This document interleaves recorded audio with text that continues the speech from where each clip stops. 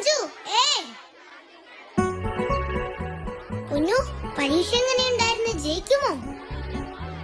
ജയിക്കും.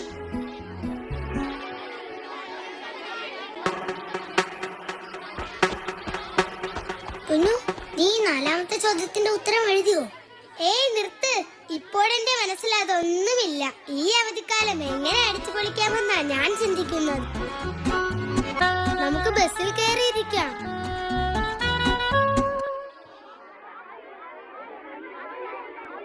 ഈ അവധിക്കാലത്ത് ഞാൻ അമ്മയുടെ കൂടെ തയ്യക്കടയിൽ പോയി സഹായിക്കും. എങ്ങനെ സഹായിക്കും? മറ്റുള്ളവർ കൊണ്ടുവരുന്ന തുണികൾ വെട്ടിമുറിച്ചാണോ?